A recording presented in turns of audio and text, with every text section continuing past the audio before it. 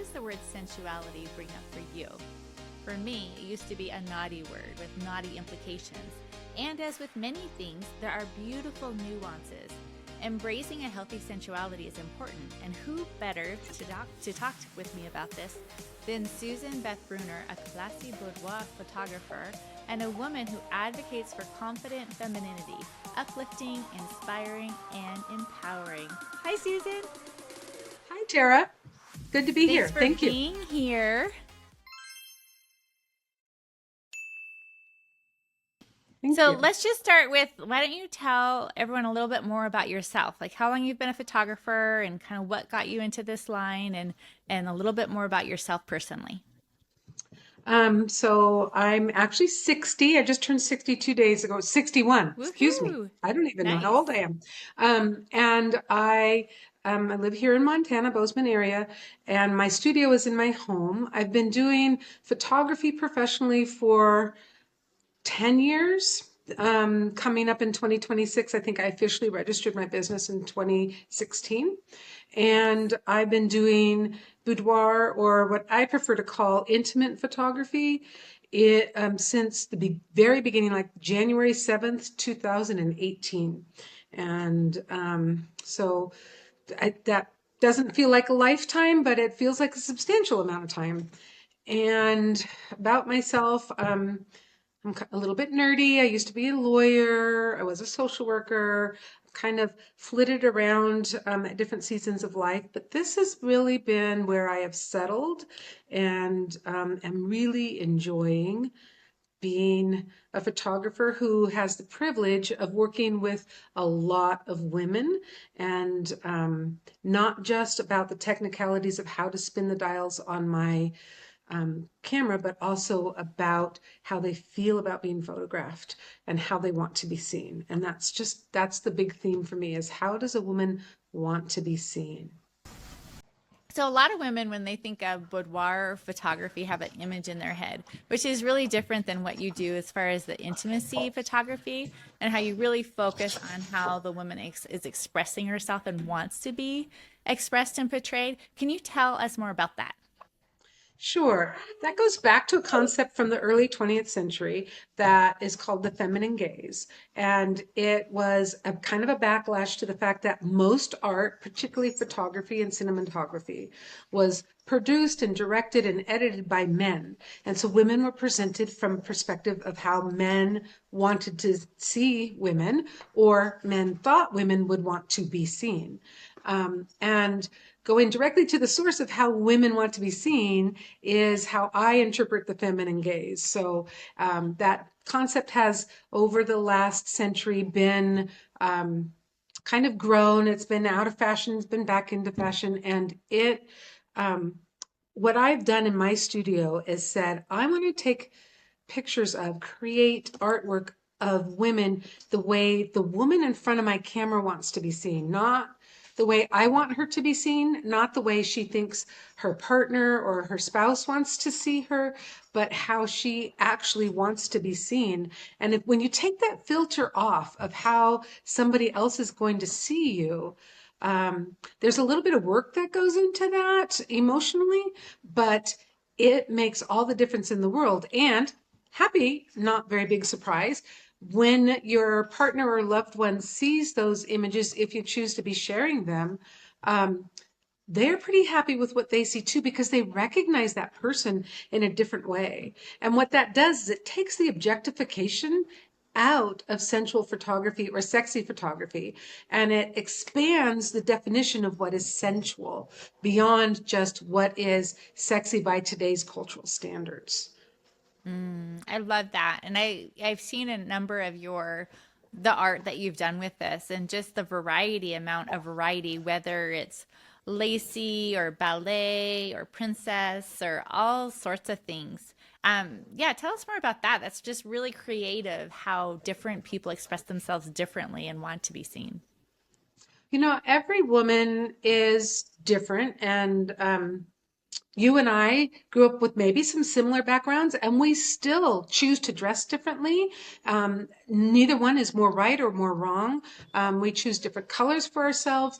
We have different personalities that we want to be seen. And the same thing is true in the photography studio. You know, if you're a woman and you're walking down the street and you see your good friend, and man, she's looking good in that dress that she's wearing, and you just love it, and you know she is shining, but you would never ever wear that dress. Well, the same thing in my studio. Why should I be saying, no, you have to fit into this mold of wardrobe or facial expression or what we're doing with your hands? That's not allowing you to be you. And once we start to allow you to be you, and I, as a photographer, take the time and the effort to study how you're moving, to find the way that's flattering, to find the things that are expressive to you, I get feedback from you so that if I'm catching it wrong, you can correct me and we go in the right direction. That just makes women want to see those images, not dread being photographed because they're not measuring themselves compared to somebody else. This is about them and only them, and not what is, I mean, right now we've got the skinny girl thing coming back from, people say from the 90s, I'm thinking from the 70s. And it is, that's not for everybody. I could never feel good if that was what I was measuring myself against, is the current version of Twiggy. I could not do that. Um, Being photographed for who you are is recognizing that beauty is so much bigger than what's on the cover of Vogue or the cover of some porn magazine that men look at. Those are not, that's, that's not the vast majority of women. It's never going to be, and they shouldn't feel bad that it isn't. Are you feeling stuck in with love, wealth, or peace? Well, you're not alone. Often it's a subconscious belief holding you back. That's why I combined life coaching and hypnotherapy together, so you can break through what's been keeping you stuck. Life coaching helps you shift your mindset, while hypnotherapy works deep within to reprogram limiting beliefs and memories. It's fast, it's effective, typically one session of each, and I have a few openings left. Are you ready for a change? Visit livebrighter.info and book your free consultation and see if this approach is right for you. See you then. And it's just, I love because it's accentuating the beauty in them. And everyone, in my opinion, is beautiful. And so it's just allowing them to really embrace that. And I think that really goes into what you also try to talk about, is the uplifting, inspiring, empowering. Tell me more about how you help women embrace their sensuality and just feel inspired and empowered too. How does that affect them? Well, how I do it in the first place is a lot what we've been talking about letting them express themselves. It's also giving them the power to say, no, that's not a match for me. I don't need you to take pictures of me in that position, in that lighting, and whatever. That's not my personality. I'm not going to feel comfortable with that. That alone, allowing them to have an opinion in an area where they don't necessarily feel like an expert, that's empowering. But then, what happens is I've had women who are leaving my my studio, and I'm holding the gate open because we have this long driveway. I'm holding the gate open for them, and they roll down their window, and one of them, this is a true story. One of them looked at me and she said, I feel so good. I'm going bathing suit shopping because I could get a bathing suit today because I like my body and how it is today. So it can be as simple as that. I've had other women who have been in a transition or a stressful situation, and they're making their way through it. And when they come back and they're looking at their images, they're saying to me, you know, in this 3-week period of time since we did this, I've taken charge. I'm different, and people are noticing the difference. My spouse or my partner or my mother or my sister are telling me, what's going on with you? You just really seem to be a little bit more assertive sometimes, or a little bit more comfortable with making a decision at all. You don't have as much decision fatigue. So many different ways that can manifest it. And every woman's a little bit different. I'm confident in a different way than you're confident. But hearing those stories is an amazing Mm-hmm. feedback to me that I love. I can't share all of them because sometimes there's intimate details that people have, there's a confidence that comes into that. But the Yeah. number of women who are rolling down the window as they're going out my driveway and saying something out the window to me about how great they feel and thank you. Um, that's and that's before they've even seen a single edited printed photo. So it's just the That's so experience of doing it. beautiful. Yeah, it is. And the first time it happened, I was like, oh, that's cool. And then it kept happening. I was like, this is a phenomenon. This is something that's really happening. And that kind of became a feedback loop for me to lean into that, to lean into the change that was happening with them, to choose a name like Strong, Confident Femininity, because that's what I was observing was happening with the women.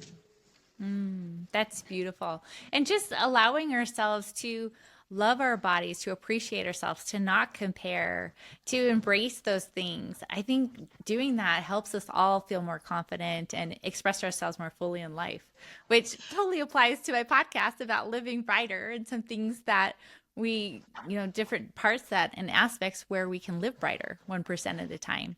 So, Absolutely.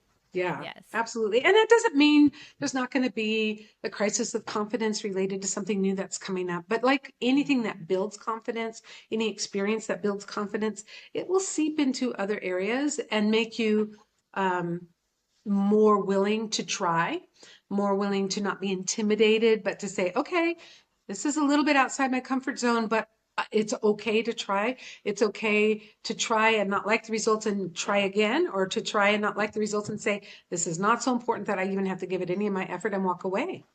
I Both of love those it. are expressions of confidence. Hmm. Yes, it gives us a voice in an area that maybe we feel like we don't have as much of a voice or haven't, and it allows us to express ourselves as ourselves without comparing. And I think that's a great way to find confidence. And confidence, you're right. Confidence actually impacts every area of our life. And so the more we can just love ourselves, treasure ourselves, speak kindly to ourselves, express ourselves, and this is that creative expression, the more confidence we'll have. And that is like a gift to other people because it just also frees them all up to be their confident expression of themselves. And that's like the most important thing to me is with Live Brighter. It's like I see everyone as like a different flower, a different color flower that's just supposed to Mhm. be their own flower and be beautiful in their own way. And that is like my goal is that people just feel more empowered to blossom, just to show their beautiful flower. So, Yes, and it's I think it's interesting that women are more vocal about their fears about being different or being or blossoming and how and what if I don't blossom well enough and what am I worth is.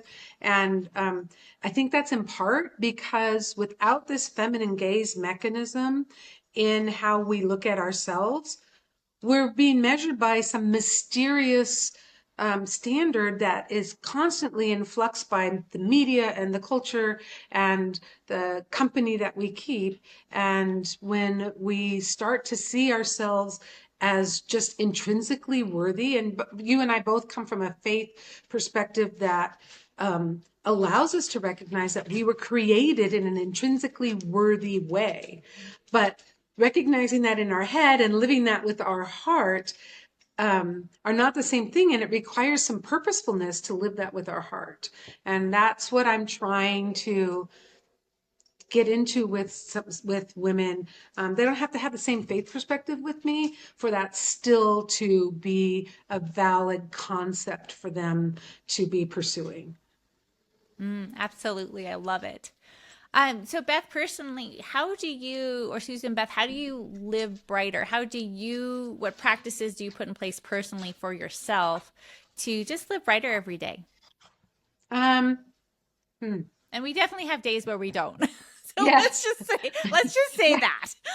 I If had you'd have one caught a me some couple days days last ago. week, I might not have been able Oh to yeah. answer this. No, No, we all yeah, have those. I think it's constantly in flux, but one thing for me has been to stay engaged, to stay active, to not, and I don't mean just physically active. Yes, I try to be physically active, but I mean active in intellectually, to stay active in my community, to stay connected to people. Those things all help me personally to feel brighter. And then when I feel brighter, I can feel like I'm contributing because I have the energy to contribute. So that's one thing. I recently added in journaling.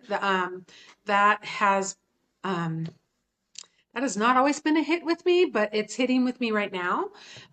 So being open to trying new things. And I'm a big planner. I'm a big goal setter. I don't always do it the way everybody tells you should do it. I don't always have great, perfect, um, what are they, smart goals. Sometimes I forget to make them measurable or other things, but I'm constantly thinking about how do I want to be.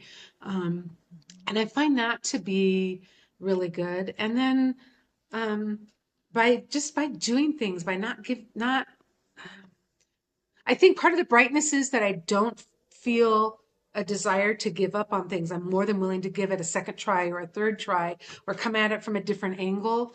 Um, and I think my faith contributes to that. So I don't think there's any one thing. I can't give a list of, if you do these things, I guarantee you're going to have this.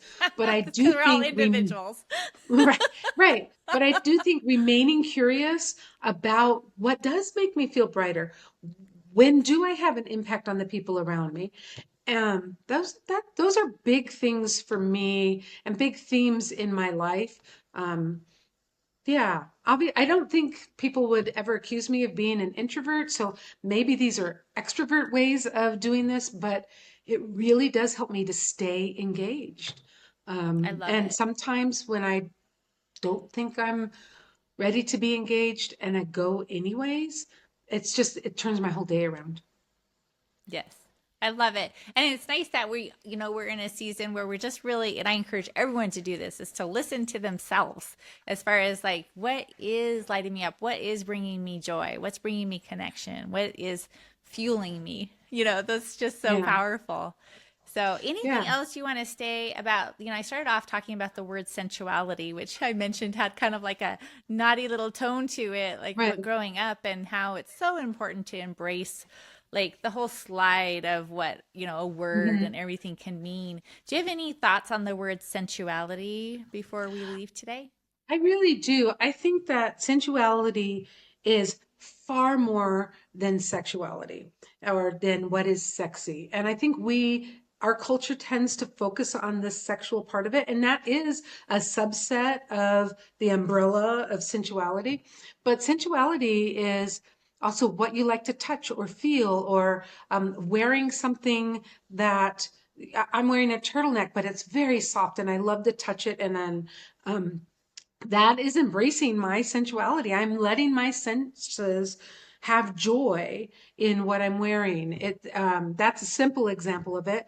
Sometimes, people who rock, I'm one of those people. That movement is creating a sensation that I can enjoy that sensation. That's a soothing sensation to me. All of that is part of your sensuality.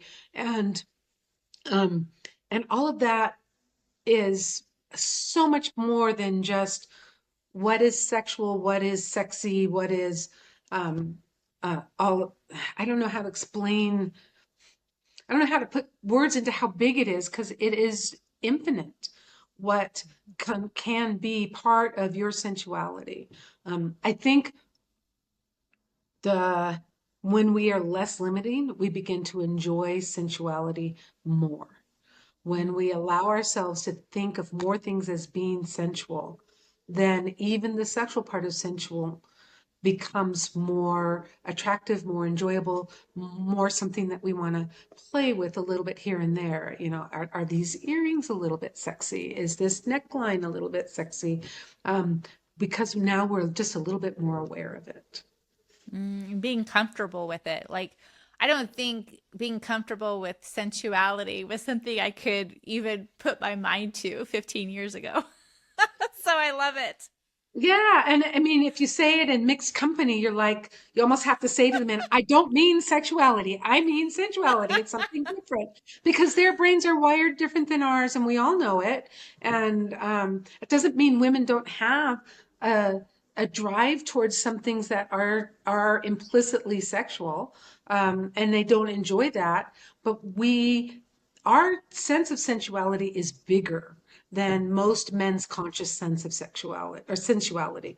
And so, yeah, it is something that the word implies a narrower, a little bit more ooh, kind of um, a connotation, and it's so much bigger than that. And when we get comfortable in the bigness of it, then each of the individual parts of it become easier to embrace.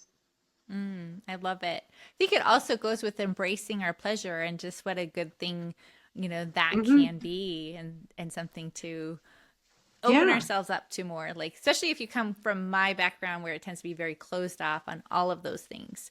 And so just yeah, embracing just the diversity within that. So, love it. yeah. I agree. And everybody's had a different experience, and some have had trauma, and some have not. And Yes. we just have to um, let it be what it is for each individual. And when we stop evaluating it, we we allow it to be more healthy. When we stop evaluating it in comparison to some external standard besides ourselves. I love it. That's beautiful. Thank you so much. How can people connect with you? So my Strong Confident Femininity website is just literally that, Strong Confident Femininity, all run together.com. And I have an Instagram that is at strong underscore confident underscore femininity. And that's a great place to just kind of see and read a little bit about what's going on in the studio and kind of what my approach is. I keep that pretty updated. So those are two that probably the best ways, and I'm pretty good at responding to messages that come through either of those sources. Thank you so much. I love opening up conversations that expand people's thinking and also appreciation of themselves and listening to themselves. So thank you so much, Susan Beth, and have a good day. Thank you. Thank you, Bye Tara. bye. I appreciate you. Stay tuned for our next episode.